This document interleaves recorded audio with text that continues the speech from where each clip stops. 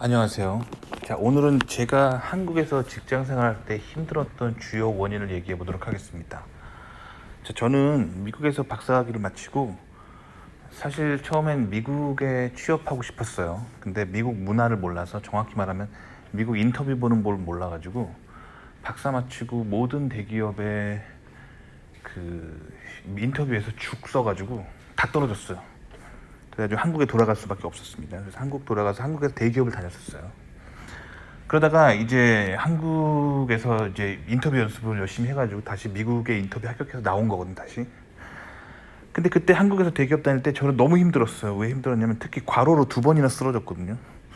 일이 너무 많은 거예요. 특히 금요일 날 밤 12시까지 일할 때는 정말 힘들더라고요. 왜냐면 좀 쉬고 싶은데 한 주간 열심히 일했는데 금요일은 좀 일찍 퇴근하고 싶은데 금요일날 밤 12시까지 일한 적이 있어요. 근데 그때도 일 다 못 끝내가지고 토요일날 또 나와야 되는 거예요. 그래서 토요일, 일요일도 나와가지고 일하고 그랬거든요. 물론 제가 다녔던 회사가 한국 최고의 대기업이라서 뭐 주말 근무 수당이라든가 야근 수당은 나왔거든요. 그래서 중소기업보다 낫죠. 한국 중소기업들은 주말 근무 수당이랑 평일 야근 수당 안 주는 데도 많다고 하더라고요. 그래서 하여튼 열심히 일을 했었어요. 그러다 너무 힘들어가지고 그 과로로 2번이나 쓰러지고 미국 인터뷰를 열심히 하게 되고 미국으로 넘어왔어요. 근데 제가 예전에 한국 회사 다닐 때 왜 힘들었었냐면 한국의 주요 대기업들이 그 바이어라고 하죠. 그 해외 선진국들, 뭐 미국이라든가 아니면 유럽의 선진국들의 하청을 많이 받아요. 그래서 바이어라고 해가지고 굉장히 이렇게 떠받들여 주잖아요. 그들이 오더를 넣으면은 한국 공장이 생산하는 분위기거든요. 근데 이제 제가 미국으로 왔어요. 근데 미국은 아시다시피 미국 이공계는 공장이 거의 없습니다. 공장 중심적으로 돌아가지 않아요. 그래서 미국에서는 주로 특허랑 설계, 아이디어만 내고 이제 그 설계도를 다 만든 다음에 미국은 그 설계도를 전 세계에 있는 공장을 가진 회사들한테 보내가지고 당신네들 이거 만들어줄 수 있어? 라고 의뢰를 하는 거예요. 언제까지 얼마에 몇백만 개 만들어줄 수 있어. 이거를 딜을 하는 거예요. 그래가지고 가장 싸게 빨리 많이 만들어줄 수 있는 그 대기업, 전 세계의 대기업들하고 계약을 맺는 거예요. 제조 계약을. 자, 근데 그래서 미국에서는 제가 야근하는 일이 없어요. 왜냐면 여기서는, 미국에서는 제가 창조적으로 그 새로운 설계를 해내면 되는 거예요. 그래서 새로운 기술을 만들어내고 설계 도면을 만들고 특허를 내면 거기서 모든 미국 업무는 끝이에요. 그러니까 즉 노트북 하나로 다 하는 거예요. 노트북으로 그 설계 도면 그리는 소프트웨어로 설계도 다 그리고 그거를 제 머릿속에 다 구상하는 거죠. 그래서 설계 도면이 딱 끝나면 이제 변리사를 불러요. 그래서 특허를 다 걸어버려요. 그럼 전 세계에서 누구도 못 뺏기겠죠, 제 설계를. 그렇게 해서 딱 끝내요. 끝낸 다음에 설계 도면을 완성한 다음에 이걸 이메일로 전 세계 공장들한테 뿌려요. 그래서 니네 이거 얼마에 만들어줄 수 있냐, 언제까지 만들어줄 수 있냐. 그러면 그 중에서 제일 싼 애들한테 싸게 빨리 많이 만들어줄 수 있으면 그냥 선택하는 거예요. 이렇게 되는 구조거든요. 그래서 사실 미국에 와서 저는 이렇게 편하게 살고 있어요. 근데 이제 제가 이제 아시아의 공장들이랑 많이 일하거든요. 뭐 일본 공장, 한국 공장, 대만 공장, 뭐 중국 공장, 동남아시아 공장, 뭐 이렇게 이들을 어떻게 보면 경쟁시키는 거죠. 똑같은 도면은 설계도를 이 각 국가 대기업들한테 보낸 다음에 너네 얼마에 언제까지 만들어줄 수 있어, 이렇게 하는 거죠. 근데 사실 제가 하는 이런 행동은 그 자유시장 마켓에서 사실 합리적인 소비자가 당연히 할 수 있는 그 선택이에요. 그러니까 님들도 슈퍼마켓 가잖아요. 그럼 예를 들면 슈퍼마켓에서 뭐 예를 들어 볼게요. 뭐 참치를 하나 먹고 싶어. 참치, 김치찌개 참치를 넣으려고 하는데 뭐 참치 브랜드가 있을 거 아니에요. 국산 참치도 있고 외국산 참치도 있고 여러 가지가 있잖아요. 뭐 돼지고기도 마찬가지고 소고기도 마찬가지고 과자도 마찬가지고 있으면은 똑같은 것들 있잖아요. 똑같아 보이는 거. 뭐 예를 들면 초콜릿도 똑같아 보이는데 수입산 초콜릿, 뭐 한국산 초콜릿, 일본산 초콜릿, 뭐 중국산 초콜릿 있을 거 아니에요. 그러면 그 합리적인 소비자라면 이 가격이 양 대비에 싼가 이렇게 보고 저렴한 걸 선택하는 거 아니야. 그리고 좀 프리미엄 초콜릿을 먹고 싶다. 그럼 좀 비싸더라도 어때요? 막 프랑스에서 나온 초콜릿. 그런 거 맛있겠죠. 독일산 초콜릿 맛있겠죠. 그렇게 선택할 수 있는 거잖아요. 그렇죠? 똑같아요. 미국에서도 제가 설계를 만들어 놓고 그거를 전 세계 공장에 뿌려요. 그래가지고 언제 얼마까지 만들어줄 수 있냐 하면서 이제 그 각 회사들이 리포트를 보내옵니다. 우리는 한 개당 얼마다. 그리고 만드는 속도는 얼마다. 그리고 예전에 이 비슷한 물건을 만들었을 때 그 품질 테스트한 게 있어요. 뭐 예를 들면 고온에서 막 이렇게 작동시켜보고 그런 품질 테스트를 한 리포트가 있어요. 그러면 이게 다 다르단 말이에요. 그럼 합리적인 소비자로서 그 미국의 이 설계자는 이 합리적인 걸 선택하면 되는 거예요. 근데 이런 행동들이 어떻게 보면 그 아시아의 원천 기술이 없는 회사 입장에서는 이 굉장히 이게 힘들 수 있어요. 뭐 예를 들어 볼게요. 똑같은 걸 만드는데 일본 회사가 부품 하나 만들어 주는데 예를 들면 10,000원을 불렀다고 쳐봐요. 10,000원. 그러면 한국 입장에서는 11,000원을 부를 수 없어요. 왜냐면 전통적으로 일본이 만들어 온 그 소재의 품질이 훨씬 좋아요. 이거는 실질적으로 현업에서 뛰어본 사람 다 알아요. 예를 들어 볼게요. 제가 예전에 그 자동차 부품 회사를 다닌 적이 있거든요. 학부 졸업하고 그때 했던 일이 나사를 평가하는 거였어요. 나사. 아주 대졸 신입이 처음 했던 프로젝트라서 아주 초라한 거였어요. 뭐였냐면 그 부품 하나에 그 직경 10mm짜리 볼트가 하나 박혀 있는데 이 볼트를 아주 표준적인 볼트예요. 직경 10mm짜리 볼트. 이거를 가장 싸면서도 튼튼한 볼트를 선택하라. 아주 초라한 프로젝트죠. 아주 초라한 프로젝트.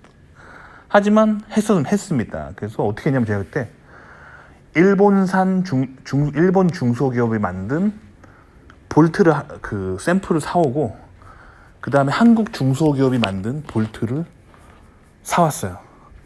그래가지고 똑같이 부품을 체결을 합니다.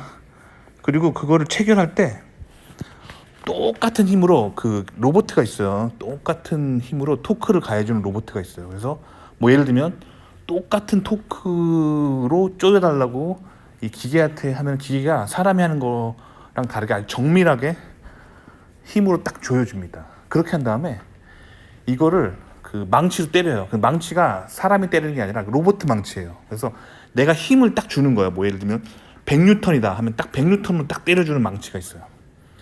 그걸로 딱 때려요. 한 번 때렸죠? 이런 식으로 이번엔 100번 때려요. 1000번 때려요. 이렇게 해가지고 아작날 때까지 때리는 거야. 그러면 나는 퇴근하면서 버튼을 눌러놓으면 로봇가 밤새 탁탁탁탁 때리고 있는 거예요. 그렇게 실험을 막 일주일도 하고 어떨 때는 한 달간 때릴 때도 있어요. 그러면 그때 굉장히 제가 충격을 받았어요. 철은 똑같은 철이라고 생각했거든요. 근데 한국산 볼트가 박살날 때까지 일본산은 버팁니다. 그래서 제가 진짜 일본 철이 진짜 단단하구나. 똑같은 FE가 같은 FE가 아니구나. 그 열 처리를 잘함에 따라서 이게 강도가 달라질 수 있구나라고 느끼면서 제가 소름이 끼쳤고, 그래서 아 이게 사무라이 칼 만들던 그 강철을 연단하는 기술이구나. 그걸 내가 느꼈어요. 그 다음에 이번엔 진동 테스트예요. 똑같이 볼트를 조여요. 그 다음에 이번에는 그 하이 프리퀀시 부르르 떨리는 진동기에다가 그 볼트를 조인 제품을 올려놓고 이게 풀리나 안 풀리나 테스트하는 거예요.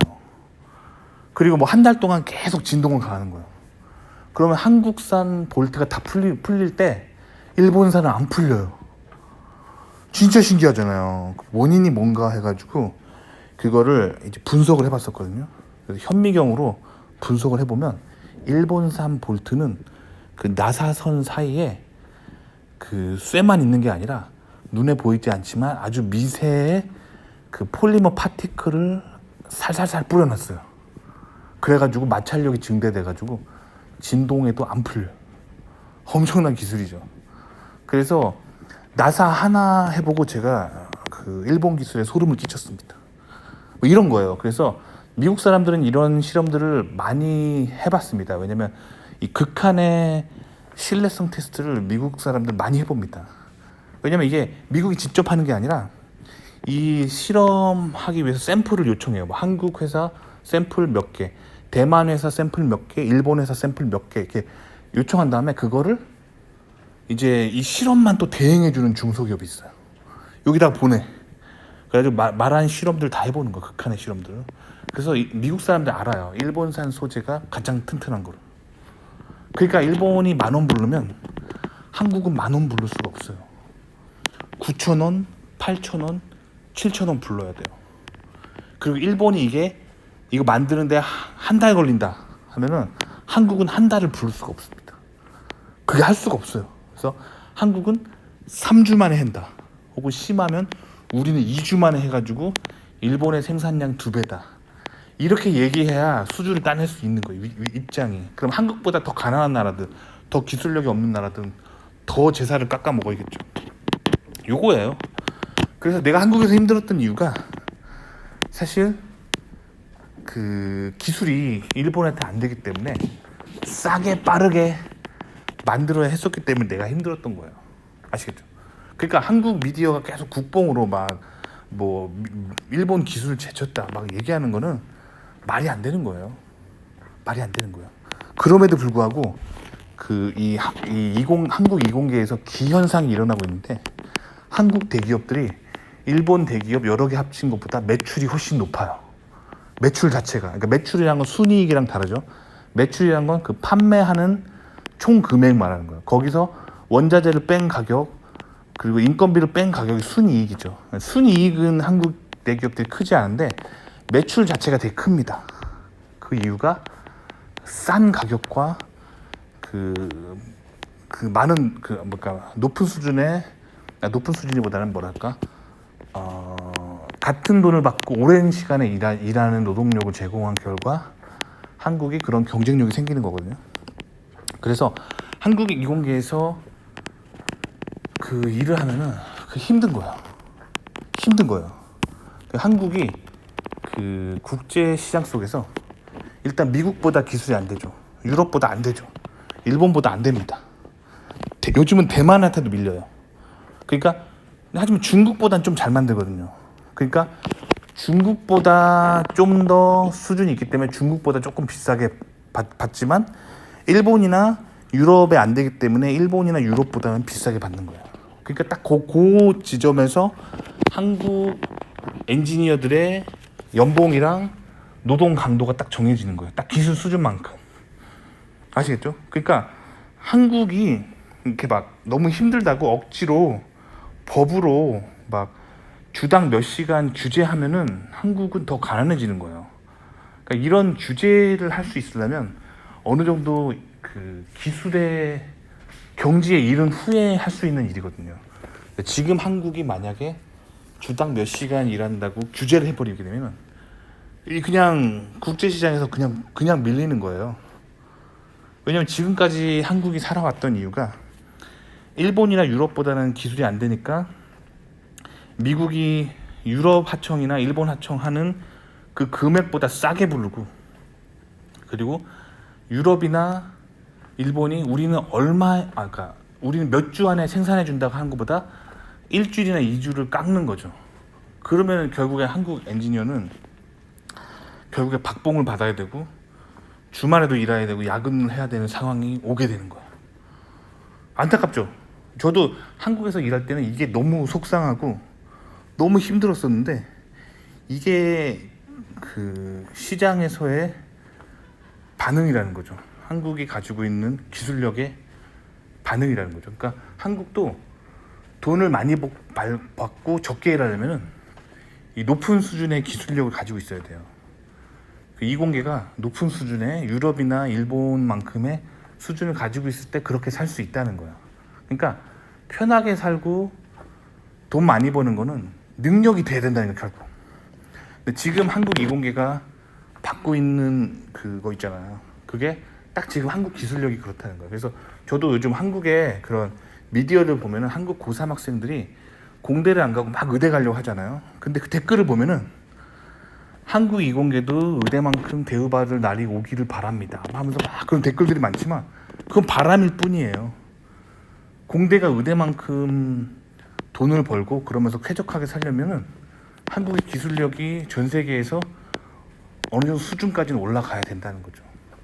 이게 바로 그 자유시장 경제 속에서 나타나는 그 수요와 공급에 의해서 전 세계 바이어들이 선택한 결과예요. 그러니까 한국 이공계가 딱 지금 가지고 있는 노동력과 딱 연봉이 딱 한국 이공계의 딱 기술력을 딱 그냥 이렇게 반영한 거라는 거예요. 그래서 제가 한국에서 힘들었던 이유를 알았고, 하지만 저는 한국 사회에 있기에는 한국의 평균적인 엔지니어보다 능력이 뛰어났기 때문에 한국에 있었으면 제 손해인 거예요.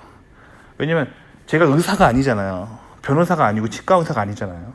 엔지니어이기 때문에 한국에 살고 있으면 한국의 평균적인 그런 뭐 박사면 박사, 석사면 석사, 학부면 학부, 그들의 평균적인 대우를 받기 때문에 제가 한국에서 힘들었던 거예요.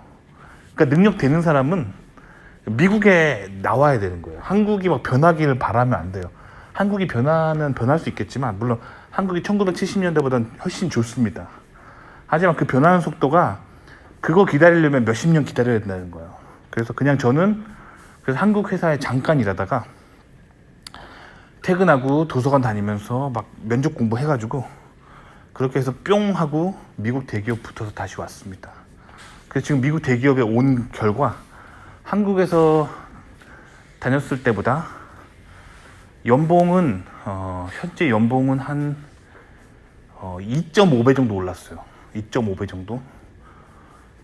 그렇지만 이제 제가 그 뭐랄까 미국에 좀 있은 기간이 있기 때문에 이제 한국에서 제가 미국 안 오고 요 정도 경력으로 계속 있었으면 받을 연봉이랑 비교하는 게 이제 공평하겠죠.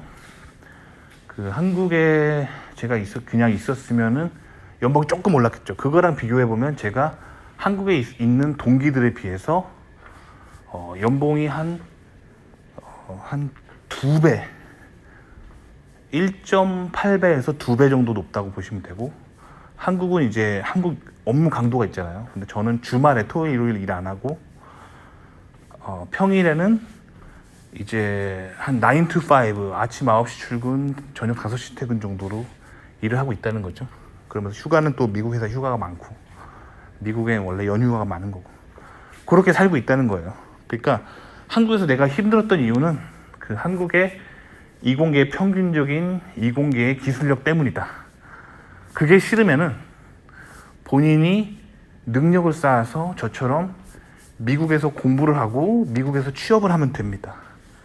그게 가장 빠르고 가장 건강한 방법이고, 이거를 개선하려고 여러분들이 뭐 광화문 나가가지고 막 조끼 입고 막 확성기 하면서 막 노동자의 임금 개선하라 해봤자 안 바뀌어요. 왜냐면 그 억지로 될 수 있는 게 아니에요. 그 떼쓰는 겁니다.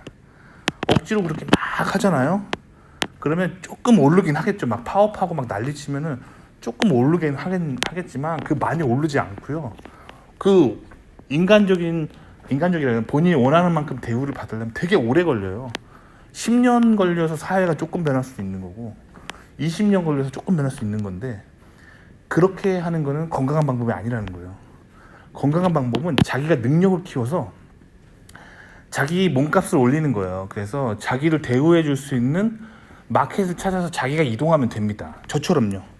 그래서 저는 한국 회사에 오래 있지 않았어요. 잠깐 있다가 빨리 인터뷰 공부해가지고 미국 인터뷰 가서 나왔어요. 그래서 미국 딱 오자마자 바로 연봉이 1.5배 정도 되고 뭐 그랬었어요. 아시겠죠? 그리고 미국 인더스트리가 그 연봉 올라가는 게 훨씬 더 커요. 그 폭이 한국보다. 왜냐면 그 시장의 규모가 있기 때문에. 아시겠죠? 그래서 오늘은 제가 왜 한국에서 내가 힘들었던가, 왜 엔지니어로서 한국에 살면서 이렇게 힘들었던가를 분석해 봤습니다. 도움이 되셨길 바랍니다.